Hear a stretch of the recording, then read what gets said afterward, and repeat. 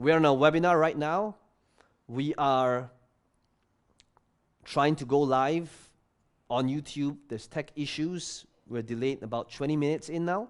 There's no sound, but guess what? I'm not panicking. I'm just here doing my thing, doing the best that I can. And that's what I'm asking of you. Some of you are so concerned about all these things going wrong, like it shouldn't be part of the journey. When in fact, what if you could anticipate and expect that that's part of the journey?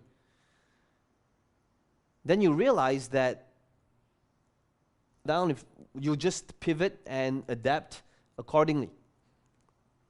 And that's what my team is doing now. We're just doing the best we can, given the resources and our current circumstances. And that's what I'm asking of you. So, just waiting for the signal from my team that we're live. Okay, attempt number 2 of Ask Me Anything. Team, if you guys can just put up my video so that I can have a look at the video here. It says, guys, if you can hear me on YouTube this time, please give me a big yes. This is attempt number 2 going live. There was no sound in version number 1. And if you guys can hear me for this Q&A, type in yes. Tell me where it is that you guys are connecting from. We are going to begin with our Q&A after some delays on the sound. Okay, cool. Yes, yes, yes. All right, so let's begin from the top, okay? How do you close high-ticket offers? Okay, so I'm just going to share my screen one more time so that you guys can see what the initial question is if you're just logging on. As you guys can see, I have a live audience with me from different channels, but the people that is getting priority on the questions are the people that joined me in my live event. For those of you that is on YouTube, you get to be a fly in the wall. First question is from Ben Teo, right? How can I know how do you close high-ticket clients or from services? From people that say your price point is too high, okay? So if you are somebody that wants to sell high-ticket products and people are saying it's too expensive, it just means that it's one of these two things, okay? Number one is that they want the right audience and you're trying to market to the wrong audience. And the way to think about this first piece is that no matter how cheap you charge anything, there will always be people who can't afford it. But no matter how expensive you charge something, there will always be people who can. So those of you who have doubts on, oh, but is my prices too high? Know that there's always going to be somebody that's willing to charge cheaper. That's number one, in any industry. And there will always be somebody who will dominate the most expensive category. So I would like you to write this next sentence down. Please write down, there is no strategic advantage in being second cheapest in any market. Right? If you're selling a product, there's no point being second cheapest.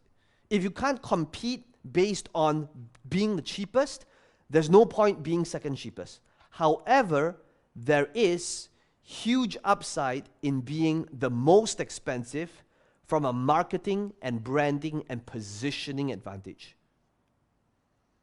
So, Ben Teo, your question is it even a good thing or if people can't afford it? There'll always be people who can't afford it.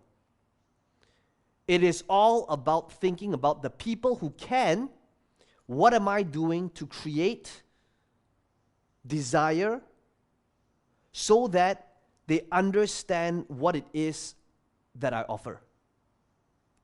Okay? So that is how you start thinking about creating a high-ticket product, program, or service. If people can't afford it, it just means that you're not targeting the right audience. The second possibility, I said there's two possibilities. The second possibility, if you want to start charging high prices and people are saying it's too expensive, the second possibility is just that you're not able to show and demonstrate the value of what it is that you're doing. You see, if you are charging something that's $10,000 and the value you provide is $1,000, of course it's expensive, right? Because you're asking $10,000 for something that's worth $1,000. But if you are charging $10,000 for something that is worth $100,000 and you can prove it to them, demonstrate it to them, and it's visual, then paying $10,000 for something that's worth $100,000 becomes a no-brainer. So the second reason why somebody would say it's too high is only because they're the right audience, but you were unable to demonstrate how it's worth 10 times more than the amount that you are asking for. Okay? If you are somebody that wants to sell high ticket, okay, let me know in the chat, in the YouTube chat, type in high ticket. Type in high ticket if you are somebody that wants to be able to sell high ticket. Okay, I want to see how many of you guys are on right now that have the intention to sell high ticket. Okay. So, Ujwal wants to sell high ticket. Esther, good to see you, Esther. Wants to sell high ticket. Bakya Naden says, what if it's too high? So if you want to sell high ticket and people are saying it's too expensive, it's just one of these two things. Ask yourself, am I targeting the wrong audience, or am I targeting the right audience, but they're still saying it's too high because I was not able to demonstrate the value of what my offer is. So how do you sell high ticket? By thinking about your price point and asking yourself, how can I demonstrate that what they're about to get is 10 times more than the amount I'm asking them to invest in? If you're asking them for $5,000, the value of somebody that implements what it is that you do for them, that better be $50,000. If you want to sell $2,000, that product, program, or service, the value that you are delivering better be worth at least $20,000. Because if you are able to get them to see that value, that's when it becomes a no-brainer. Okay. Question number 2, second question. Hope that answers your question, Ben. I'm going to put some of you here if you choose to. By the way, guys, if you want to be able to speak on Zoom, all you need to do is put a virtual hand raise, and my team will be able to find you, look for you, and answer your question as well. Okay. Next person is from Daniel Gonzalez. Daniel's question, let me just quickly share my screen, says, my funnel's not converting. How do I improve on my offer? Or do I know if it's my stories? Okay. So, Daniel, what I would love to be able to hear from you. Daniel, are you here? Oh, cool. Can I have just somebody just unmute Daniel? Let's listen to specifically what the your question is and how can we help you get unstuck. Hello. Hi, Daniel. Okay.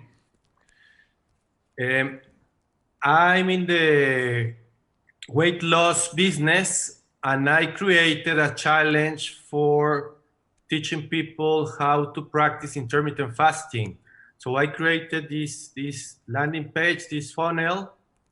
I charge, it's a challenge, so I charge it, I think, only $7, but it's not converting. It's not generating a lot of sales, just very small sales. So I don't know if I need to change the offer or I need to change my stories, or how can I fix my funnel? Okay. That would be my question.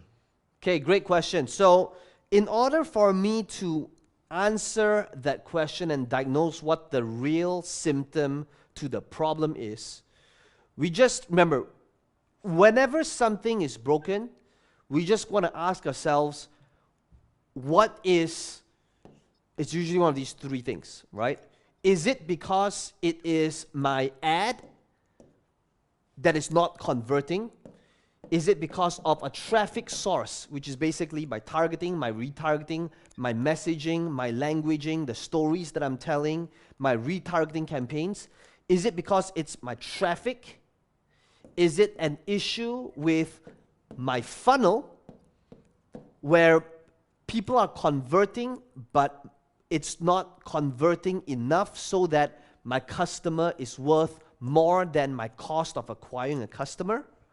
Or number three is the third thing, the third issue, is it my offer, where people are landing on my page, my sales video, my sales letter, but they're not buying, okay? So in terms of priority for somebody starting out, in most cases, it always begins number one over here, in most cases. So most of the time, the mindset for people is, oh, to make more money, I just need to send more traffic here, okay? However, for you, you have your initial $7 offer, and it's not converting. And the reason why it's not converting is because of the offer. So what is the offer? The offer is components of like how you're introducing the content, the story behind it, your stack, your call to action, your closes. You asked me if the issue is your funnel. I'm telling you right now, chances are, starting out, if you're new to this, the issue is not your funnel, which is the second thing, and it's definitely not traffic, which is the third thing, okay? So what it is that you need to do right now is this. Because you charge $7 for your challenge, you gotta ask yourself first, why are people not enrolling for this $7? Because obviously it is a very low risk thing. But much more than that, you also need to start thinking about what happens after they enroll on this challenge. Okay, there's two things I'd like you to work on to get unstuck. The first thing is to think about, now I'll need to look at your copy, obviously in your sales video, to answer exactly why is it not converting. But chances are, it is just that sales video that isn't compelling to get people that desire on intermittent fasting and why they should either listen to you or do intermittent fasting. And this is where you want to look at my platform closing process and utilize that to drive your conversions up on this $7 offer. That's just the starting step. Okay, so go through. We could spend 2.5 hours here talking about platform closing, but it's going to be way easier just looking at, reading that book or going through I've got an entire YouTube playlist that talks about that. Go through that process, and then the second thing that you will do is you need to make your funnel deeper. Because we got to understand something, okay?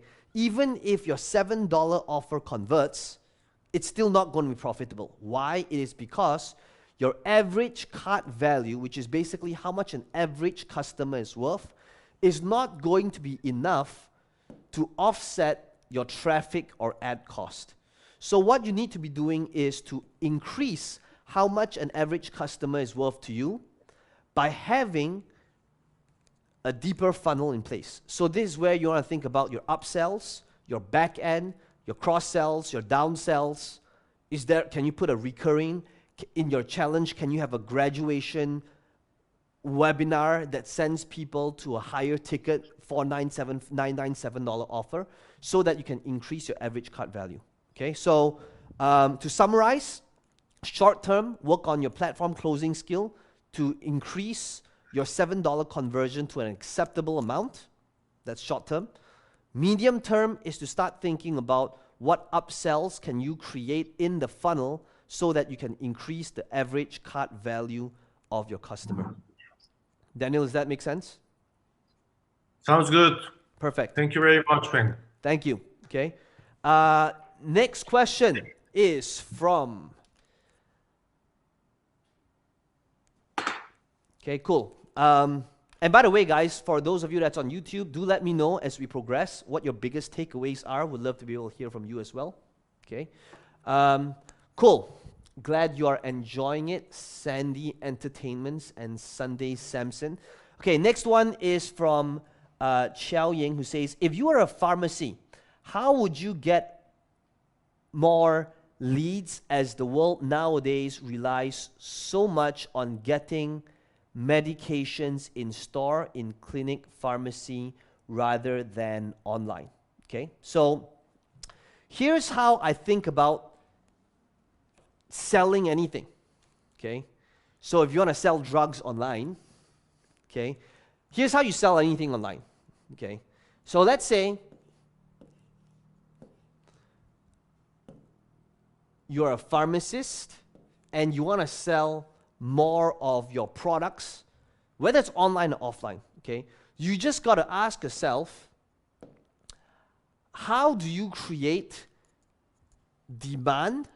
Okay, so think about this, okay? So right now, you want to sell drugs, right? And whether you want to sell supplements or weight loss products or computer games or real estate or network marketing plan, whatever it might be, okay? So for those of you watching, it's not about selling drugs online, but or prescription or pills, it is to think about, how do I create demand for this eventual product utilizing just one of these two things?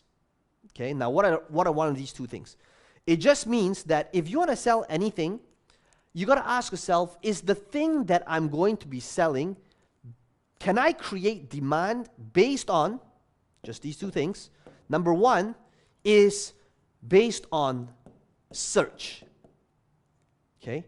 So think about, if I wanted to create demand for this eventual product that I'm selling. Okay? So it's not just about being a pharmacy or selling shirts or Iron Man, Captain America products. It's just thinking about the thing that I want to sell eventually. Okay? Whether people buy it online or offline, how can I create demand for this so that when they come to my store, they're already qualified? The first angle is based on search. So what does this mean? It means creating content and utilizing a traffic strategy based on what people are searching for.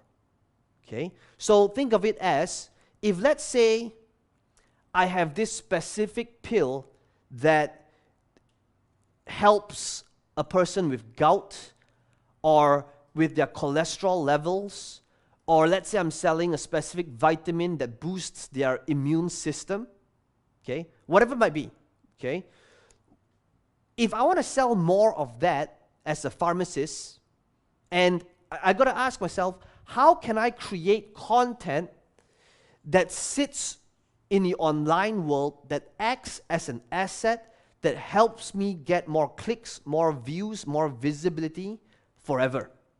So an example would be like a YouTube video, okay? A YouTube video, just like an article, is, chances are, you probably noticed that whenever you do a search on Google, it is very common that you get a YouTube search result on Google, right? Now, why is that the case? We got to understand how it's all connected, okay, the entire ecosystem. A long time ago, Google, the #1 search engine in the world, bought over the #2 search engine in the world. So Google actually owns YouTube. And Google, it is in their best interest to make money off YouTube. How does Google make money off YouTube? Because Google as a search engine does not make money. They make money when advertisers pay YouTube to run ads on YouTube. So what does this mean? It means that Google, it would be in their best interest to display results from a YouTube video, so that when there's a search on Google, they're sending people to YouTube, people watch the YouTube video, they're able to run the pre-roll YouTube ads. That's how they make money. So if you wanted to get people on your store buying your products, you could be a pharmacist, you could be an e-commerce store, you could be selling beauty products, you could be selling weight loss, whatever it might be, okay? The first angle to think about, what are people searching for, so that I can create content that enters the conversation that is already taking place. Okay? I would like all of you to write that next sentence down. Right? Search is all about creating content that enters the conversation that is taking place. Now, what is the conversation that's taking place? What is that in the online world? That would be somebody that's doing a search on Google. That's a conversation, right? Somebody that's doing a search on YouTube. It could be, so now what do? If I know that there's search for that keyword, I would create content that enters the conversation based on the search, so that when they watch that video, there is a chance of them at the end of the video coming into my store, my sales process, my webinar, my training, so that eventually when they come to my store, my lead funnel, my application funnel, my webinar, whatever it might be for you, okay? In your case here, you could be a pharmacist, so that there's demand for this product, okay? So let's take a few different examples, okay? I'm just going to take a random Viagra example, okay? Don't ask me why I'm thinking about that product. So let's say, now this is going to be a little bit tricky because probably YouTube might not like that and it's going to get that ad approved. But let's just say I wanted to sell drugs that make men hard, okay? So, probably not the best example, but for entertainment purposes, let's just say that's the example, okay? So now I want to be able, if let's say those pills, those blue pills, it's like a matrix, do you want a blue pill or a red pill, okay? So let's say I want to sell these blue pills on my store as a pharmacist. I'm asking myself, how can I create content that would enable me to be found and discovered when people are doing a search like that? So let's say a keyword is like, why am I shooting blanks? I'm not sure if Viagra helps with that, but let's say it does, okay? I'll need some experts to kind of chime in and let me know your opinion on this, but let's say it does, okay? So now I'm going to create a piece of content on how to overcome the problem of shooting blanks. And then I could talk about, educating them and why, or maybe if it's a real story. And then that is when people understand, oh, so that's the main cause. It's because it's lacking this specific vitamin or zinc or magnesium, okay, which is probably a better example, okay?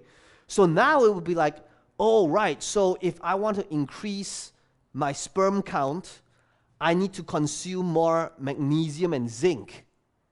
And then at the end of the video, I could say, so by the way, guys, if you want to be able to utilize and increase your count by having more magnesium and zinc, right below this YouTube video in the description box, you will be able to order magnesium and zinc directly from storename.com.